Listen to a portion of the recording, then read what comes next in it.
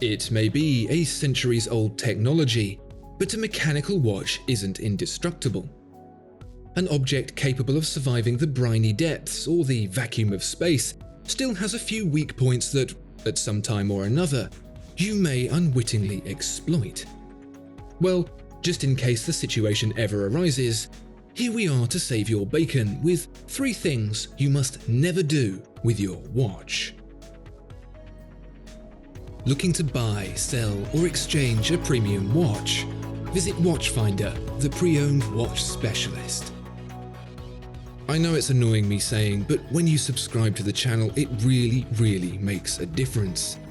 60% of the people viewing aren't subscribed, so if you're one of them, please take the opportunity to click the subscribe button and help make sure the channel continues to be here. Thank you very much. If you've ever adjusted your bracelet before, unscrewed a link and made it longer or shorter, you will probably now be wondering what on earth I think I'm doing introducing a never about adjusting a bracelet. It's easy, right? Carefully, and with the proper sized screwdriver, remove as many long thin screws, by turning anti-clockwise of course, as needed to take out or add a link, and then reverse the process. A little fiddly because of the scale, for sure, but well within the realms of most people's ability. Well, the never isn't so much about what can happen during the adjustment, but after. You see, moving parts, like bracelet screws, have the annoying habit of obeying the laws of entropy. That is to say, they seem to be constantly trying to reduce themselves to their component parts. Think about the twisting motion that is constantly acting around these pivot points. Sooner or later, perhaps very soon and perhaps very much later, they are going to try and work that screw loose. And you don't need me to tell you that the last thing you want is a bracelet screw dropping out.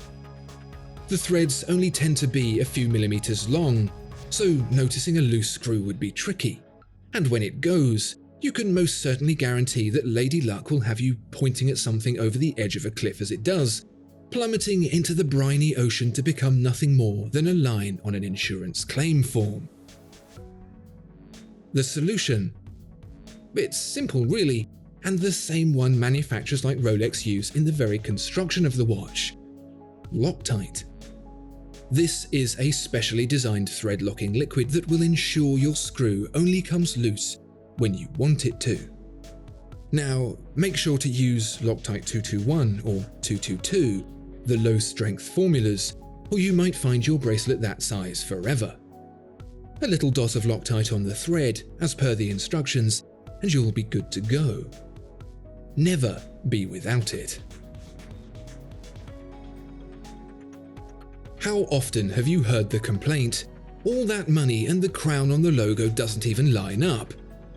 You have to be a certain type of person to be bothered by the alignment of the crown motif, and more often than not, if you're the kind of person who's into watches, you will probably be that guy too. Me, I am that guy. So why can't manufacturers get their crowns straight? Well, if they're not screw down, it's no problem. They can be aligned however which way. The difficulty comes with crowns that seal with a compression thread. The screw-down seal itself is a technology first patented in the 1870s by a fellow of the name of Aaron Dennison, a name we'll see again in a moment. An evolution of a screw-down cap that went over the crown to seal it, the screw-down crown combined both into one, cleverly taking advantage of the binding compression of a screw thread to seal against a gasket. But hold up. Didn't Rolex invent that with the 1926 Oyster? Not quite. Rolex was the first to utilize this technology in the wristwatch specifically, a design unpopular at the time. And who was Rolex's case supplier in the early days? Well, that would be Dennison, of course, with the idea later refined by case manufacturers Bourgault and Perregaux and Perret. Not much has changed with that technology since. Extra gaskets, maybe. Advanced gasket materials less prone to perishing. but the core principle remains. The problem with that is that the crown aligns however the crown aligns. And even if it were somehow aligned from the factory, the compression of the gasket over time would slowly cause it to change by just enough to really get under the skin of people like me. So here's the advice. Don't worry about it. If you do try and align it, either by not screwing it down enough or screwing it down too much, you either run the risk of letting moisture into the watch and damaging it, or stripping the threads and crushing the gasket and damaging it, both resulting in a very expensive bill of repair. Best just to let sleeping crowns lie. For owners of expensive watches, and especially ones that appreciate, the biggest dilemma is actually wearing it. The pristine metal, gleaming polished delicate brushwork, if any of it gets marked, it could devalue the watch. And wearing a watch will mark it, from the light swirls gathered from the interactions between your clothing and your desk that only show up under certain types of light, to the craters pockmarking the surface from larger, more wince-worthy impacts. They are inevitable. For collectors of vintage watches, they can tell stories of the watch's past, add credibility to its existence. The paddles will certainly be waving at auction for a suitably worn example owned by a Comex diver, for example. Nevertheless, the pain at laying down that first imperfection is real. I've seen grown men break down and cry taking off the pristine edge of a royal oak bezel. Okay, that grown man was me, and I'd probably cry again if I had to go through it a second time. But once it's done, it's done. Over. Move on. Life continues. Yeah, but that's not really how our brains work, is it? All of a sudden, we're on Google wondering just how hard refinishing can really be. We're 3 lines into an article about removing fine haze from a perspex crystal and we're thinking, I can use this. Well, let me tell you from experience, we can't. With hindsight and the benefit of an Audemars Piguet authorized service center in the next room, I can tell you that refinishing a watch is far from simple. Even for those who can do it, it's not simple.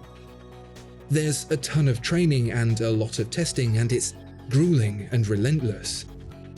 Not to mention the tens of thousands of pounds worth of equipment needed too.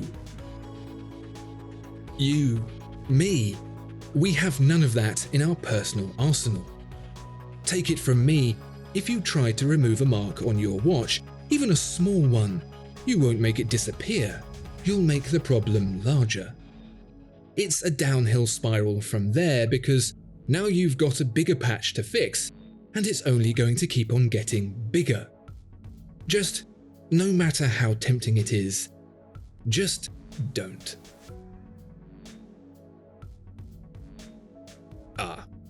Hindsight.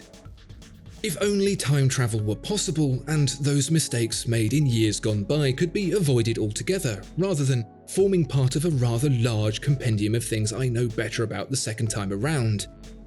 For me, that's the status quo, but perhaps if I can impart that information to you now, before it happens to you, if indeed it ever does, karma will be kinder to me next time.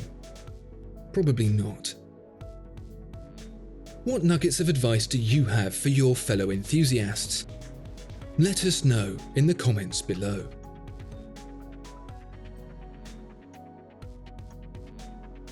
Discover more exceptional watches at Watchfinder. Thank you so much for watching this video.